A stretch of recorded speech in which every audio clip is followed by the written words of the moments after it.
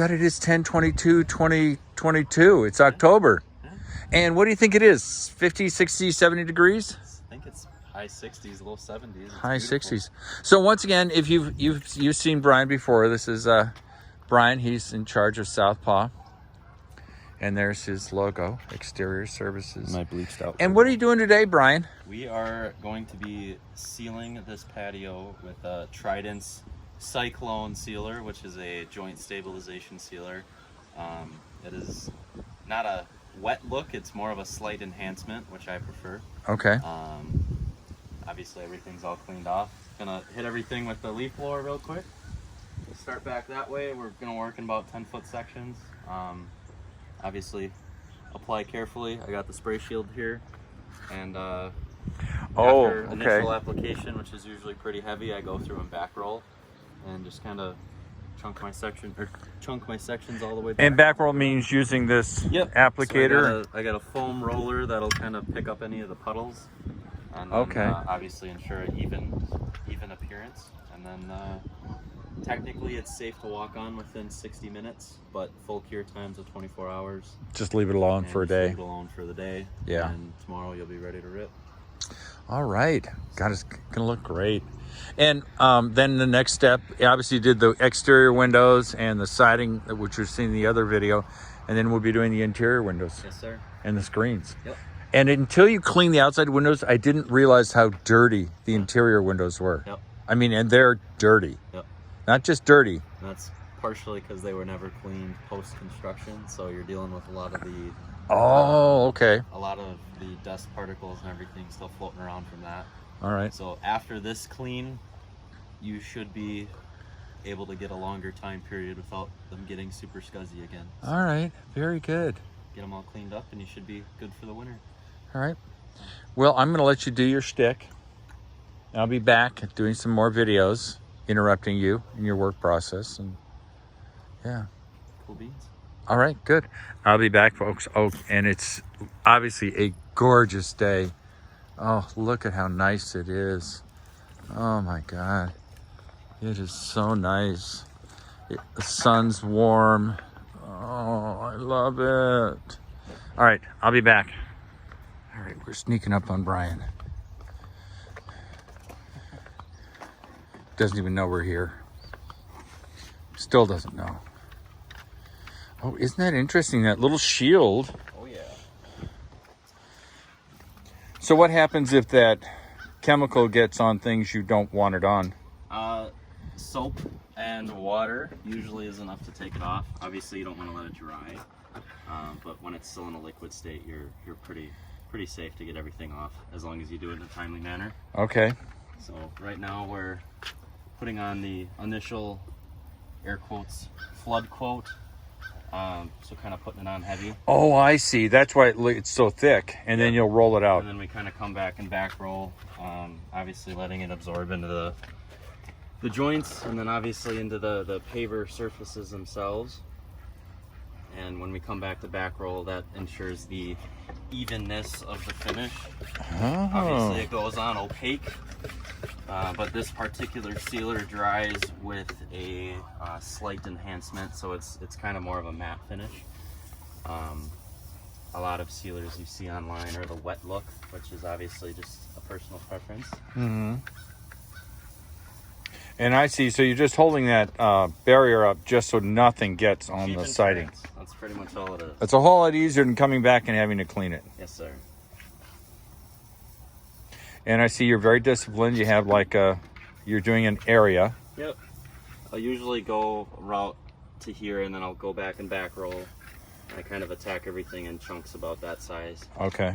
Especially when you're working alone. With the direct sunlight, that's also a consideration here.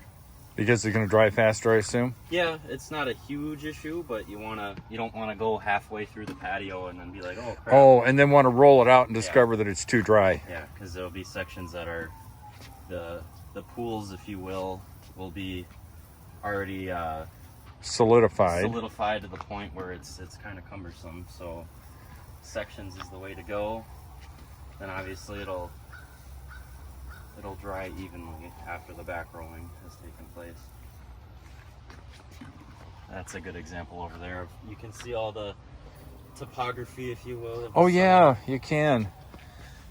The hills and valleys.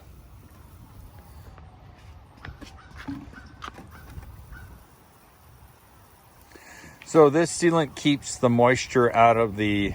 Correct. So once this is all done and cured and everything, you'll be able to take a water bottle and dump it on here, and it'll all be beading on the surface. It's a ceramic coating. If you want to look at it that way. That's, yeah. Well, it makes me think when I watch people do paint corrections and ceramic coating on cars, they're very disciplined about their dimensions. They'll do an area that's 2 by 2. And that's one of those things, especially with ceramic coating, you only get one shot at it. Yeah. Unless you want to go through the very laborious process to strip everything, which no one wants to do. Nope. It's expensive to begin with. And that's also the case with this. If something were to happen, or if for whatever reason the client doesn't like the finish, you can strip it. It's just obviously extra steps and extra chemical and extra time, but that's why good before and after pictures are important, because you can show them what their finish is going to look like beforehand, or at least what it should look like, because every stone is different. But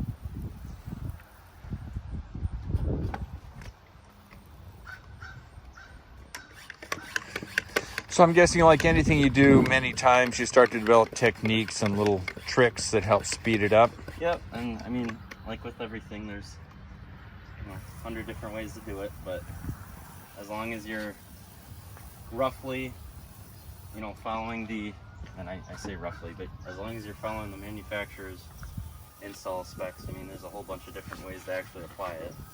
Some guys use the low pressure, high volume electric sprayers. Obviously, I'm using a pump up right now. Both are fine. You just have to make sure you're not putting down too much or too little product. I can see how the electric one would be a nice... Yep.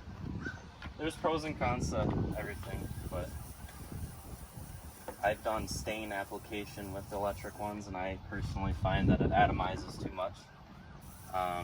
In a day like today where it's a little breezy, overspray would definitely be a big concern. Oh, you're right. It's interesting. I should have realized that yes, it is breezy. And obviously this is a little different than sealing a deck, but from a color standpoint, the application method sometimes can have a effect on what your final color will end up looking like. Oh, okay. And I assume you're referring to like a thickness issue, or? Not necessarily. No? More so transparency.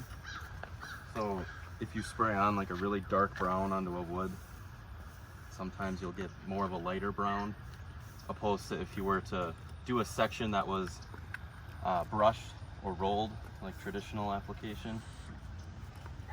I tend to prefer traditional application. It's just, there's a lot more time involved. I'm also OCD, so that... This I know, having known you for years and years and years, you're we call you detail focused. That's a nice way to put it. Yeah. Well, and that's what people... Cheap. It's like explaining cheap versus frugal. It's a Yes. nicer way to put it. Yes. You're not cheap, you're frugal. Obviously, working in smaller sections, this is a lot more manageable than having to stretch out all the way over here. Oh, you're right. Yes. And then you might have to walk in it, which I assume is a bad thing. With this stuff, you can, per the label, you can walk on it safely within 60 minutes of application, assuming you're within application conditions, which we're well within temperature-wise. So what are the temperature ranges for this? 40 to, I believe, 90 or 95 is the recommended. Okay. They don't like application with lots of wind, which is for obvious reasons. We're a little breezy today, which is totally fine. You're seldom going to get perfect application conditions, but something like this, we're pretty much ideal. Obviously, we're starting with a clean surface. This particular job I didn't have to sand, as it was already pre-sanded. When I did the house wash the other day, I made sure that any bird poop or any dirt along the edges was cleaned up, just so we're not sealing in issues like those things. Yeah. Stuff like this, it's a little dry, so I'll go back and hit it. I'm trying to identify the smell. It's interesting, yeah. It's not super pungent, but It's there. it's there.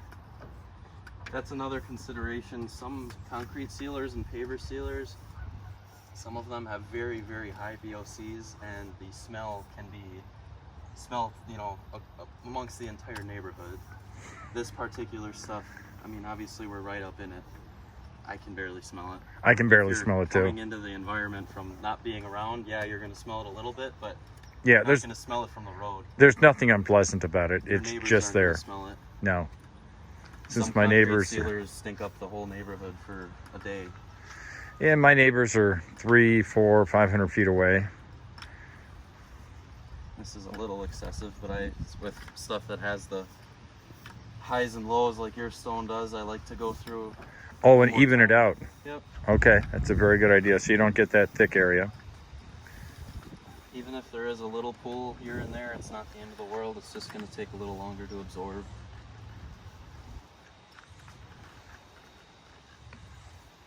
This is a foam roller, so it sucks up the excess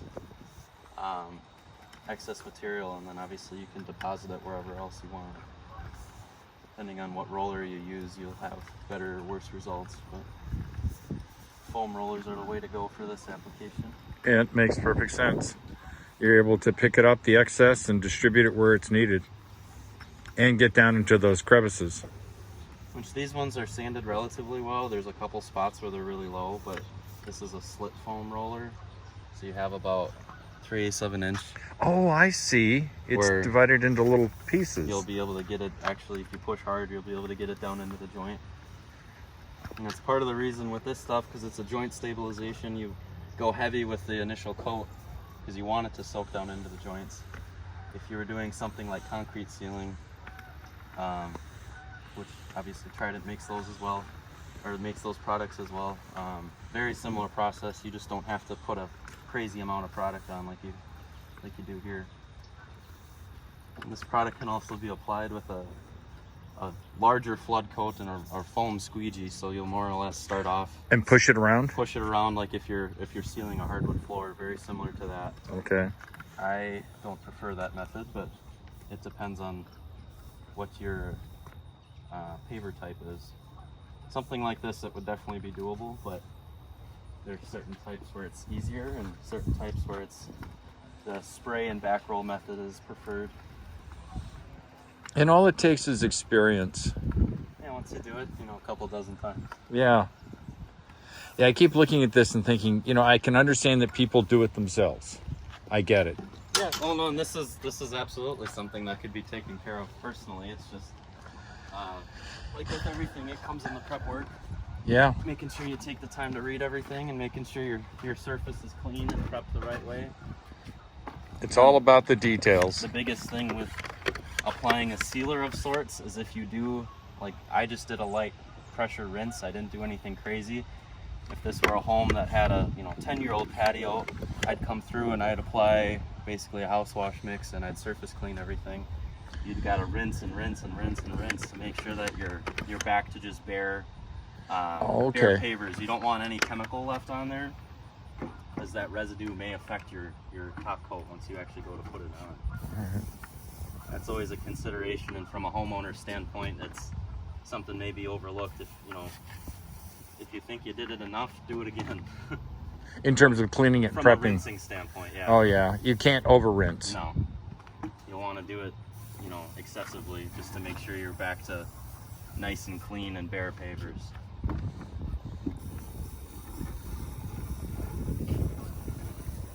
All right, I'm going to leave Brian alone because he's got to stay focused. I'll be back. All right, I think it's October 23rd. It's a Sunday. And the pavers were done by Brian, Southpaw, and they look good. I think what is, at least what you can appreciate in person, is that there's a little bit of different color, but it's sort of a matte color. It's not shiny. Brian and I both agreed shiny is not what we're headed for. The point of this is to seal the pavers and to seal the polymeric sand. And it may not be obvious to you in the video, but that's definitely got a seal on it. That prolongs the life of the pavers. It prolongs the life of the polymeric sand. It keeps it looking longer. As much as we like to think that pavers and the polymeric sand are going to live forever and they don't need any maintenance, they do. So the goal is to start maintaining it and preserving it early and often. Now, one of the things I'll be showing later, which I won't be showing today, well, right now, is Brian cleaned the windows on the outside, and then he spent a few hours on the inside cleaning the windows, and they look gorgeous. Realized the house had been built, never been fully cleaned, so the windows were messy.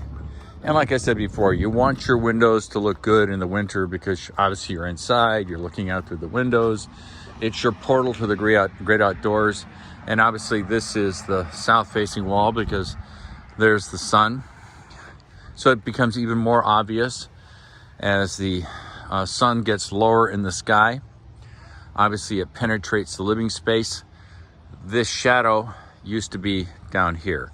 So no light penetrated in June, July, and August, which is what you want in a hot environment like the Midwest. You don't want sun penetrating the living space. So the fact that the windows were dirty then, who cared?